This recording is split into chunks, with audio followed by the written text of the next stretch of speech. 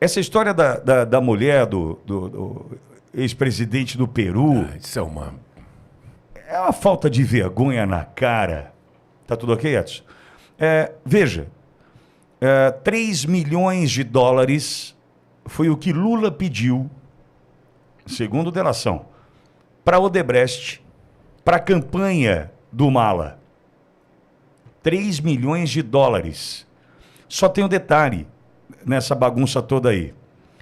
Ele recebeu, o Mala, dinheiro do Chaves, recebeu dinheiro do Lula. Dinheiro da Venezuela e dinheiro do Lula. Tem uma peculiaridade nesses 3 milhões de dólares enviados para a campanha do Mala lá no Peru. E essa peculiaridade é que não havia contrapartida para Odebrecht, que sempre emprestava aqui, mas tinha uma obra superfaturada ali, recebia uma grana aqui, mas conseguia, né, rever ou reaver o dinheiro, né, com um superfaturamento acolá. Era assim que funcionava. O que chamou a atenção da Odebrecht naquele momento, Borgo, Cris, audiência da Auriverde, foi que Lula pediu os 3 milhões de dólares para a campanha do Mala e disse, nesse caso não tem nada em troca. É no amor? É no amor. É no amor. É no amor. E a mulher do Mala, que aqui foi acolhida, abraçada pela companheirada, por que ela foi condenada? Porque ela era contadora do Mala. Ela era contadora do marido. E aí ninguém solta a mão de ninguém. Entendo eu que condenados por corrupção no Peru, e agora o que eu faço? Imagina uma mulher dessa dar com a língua nos dentes. Agora, no meio, com Lula, presidente da República. O Gilmar Mendes já se manifestou? Lula, não. Lula me salva aí. Então, o asilo concedido a... Esqueci o nome da mulher. Nadine. A Nadine. Heredine. A Nadine, o que ela conseguiu foi o seguinte: Lula, eu vou dar com a língua nos dentes. Ô, Cris, onde vamos chegar? Onde isso vai parar, Cris? Quando a gente imagina que já viu tudo, a gente percebe que, de fato, no caso da companheirada, ninguém solta a mão de ninguém, hein, Cris? Bom dia. Tudo bem, Pitoli? Bom dia para você, bom dia para a nossa audiência. Eu acho que o importante dessas benesses escancaradas para os corruptos de toda a América Latina, comparsas de Lula, é que os petistas vão ficando cada vez mais envergonhados de apoiar esse tipo de gente. Estou falando aqui dos petistas, gente como a gente, que tem esclarecimento, que tem acesso à informação e que, às vezes, por não querer reconhecer que foi traído por um candidato, por um político que conseguiu seu voto no passado, reluta em dizer, estou abandonando o petismo.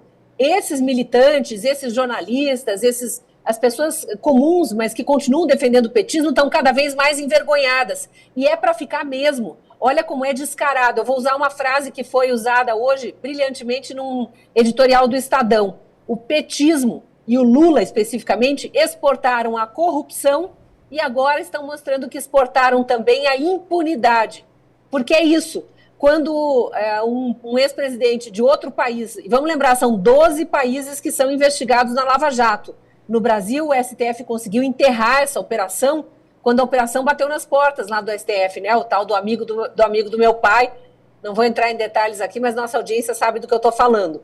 Então, nos outros 11 países, a investigação continua. E as condenações continuam, e as confissões, as delações, os acordos de leniência continuam valendo. E é por isso que a gente ainda ouve falar de condenações de ex-dirigentes de países, como é o caso do Peru. Então, lá o presidente foi condenado a 15 anos por corrupção, mesmo o caso de Lula no Brasil, com exceção que aqui houve uma descondenação, né, uma manobra jurídica para que ele fosse alçado de volta à cena do crime, lembrando aquela fala perfeita de Alckmin, quando Alckmin era oposição a Lula em 2018.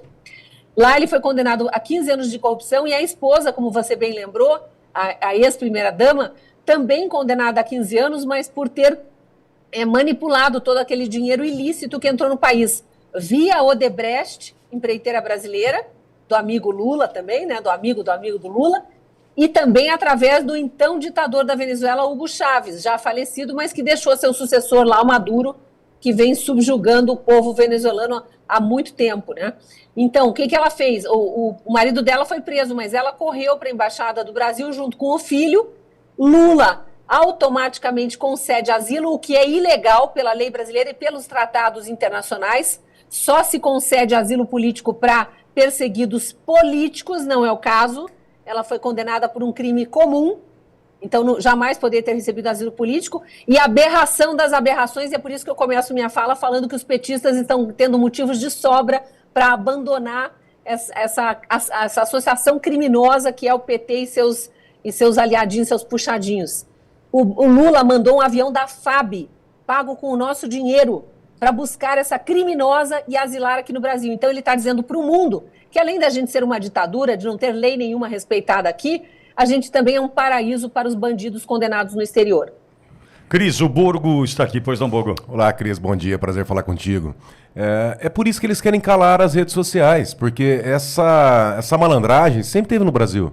Sempre existiu isso aí. Uma pior que a outra, só que agora nós estamos tendo acesso, porque imagina se não tivesse aqui a gente, se a Globo iria ficar dando foco em cima disso. Folha de São Paulo, Estadão, sabe? Iriam aumentar a grana de publicidade, a grana do povo brasileiro para dar o cala-boca, e ali um escândalo atrás do outro. Só que hoje nós estamos sabendo o que está acontecendo. Essa pouca vergonha faz parte do modus operandi do PT e da esquerda. Sempre foi assim, é uma cleptocracia. Na época que o Gilmar Mendes, né, ele enxergava a perversão, né, ele entendia que havia uma perversidade nas pessoas que usavam a delação premiada para obter confissões, né, sob tortura, sob ameaça. Naquela época, lá atrás, ele também dizia que existia uma cleptocracia no Brasil. É exatamente isso aí. Isso não me espanta no governo de esquerda. Para eles é normal. Eles são contra a anistia, mas são a favor de dar o exílio para uma pessoa que é condenada lá, quando, na verdade, quem tinha que estar condenado era o Lula. Ele tinha que estar na cadeia ainda.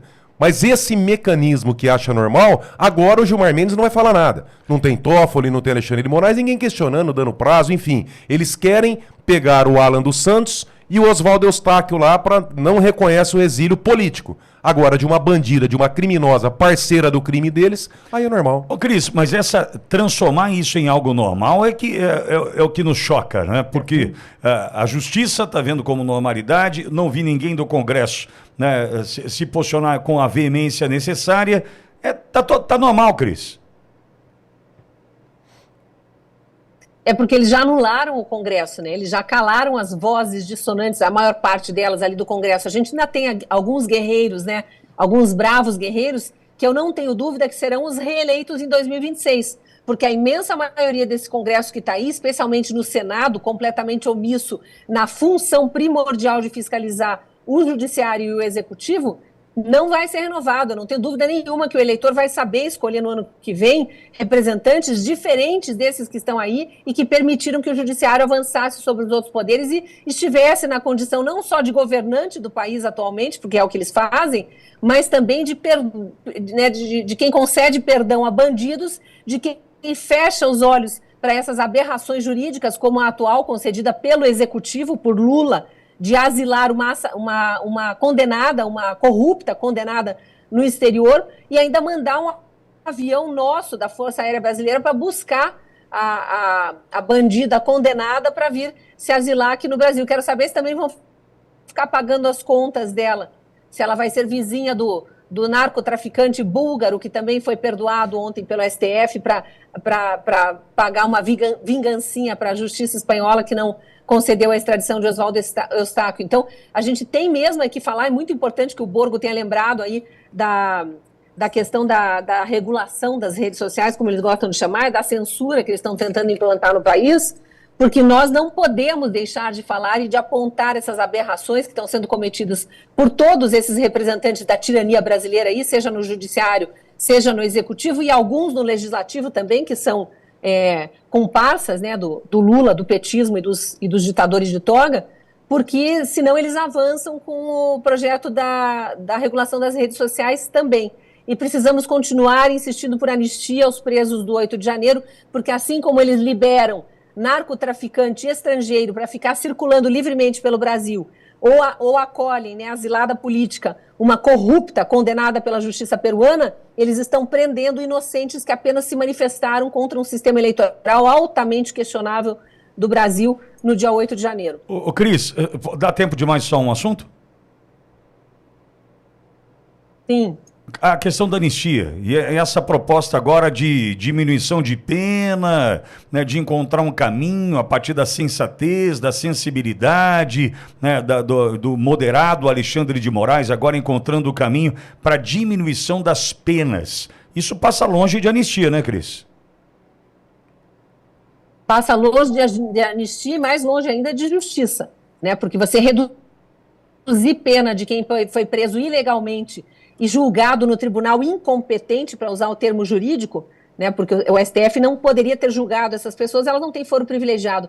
Nem mesmo o ex-presidente Bolsonaro pode ser julgado lá, nesse processo ridículo aí, aberto a pedido da PGR, com uma acusação de um suposto plano de golpe que teria sido feito pelo ex-presidente Bolsonaro. Nenhum deles poderia estar sendo julgado no STF, porque nenhum deles tem foro privilegiado, teriam que estar sendo julgados na primeira instância, se é que deveriam estar sendo julgados, porque não há nenhuma prova contra eles, não houve individualização da conduta, e é por isso que a gente luta há 2 anos por denunciar esses abusos de autoridade e pedir a soltura desses presos. A anistia nem é a palavra correta, é simplesmente a palavra conveniente no momento, que foi colocada num projeto de lei, mas o que precisa é anular todos esses processos, arquivar esse inquérito, liberar todos os presos e os perseguidos e exilados políticos para que o país volte à sua vida normal. E os deputados e senadores que insistirem em ir contra esse anseio majoritário do povo brasileiro vão ter que arcar depois com a sua morte política nas urnas em 2026. Eu não tenho dúvidas nenhuma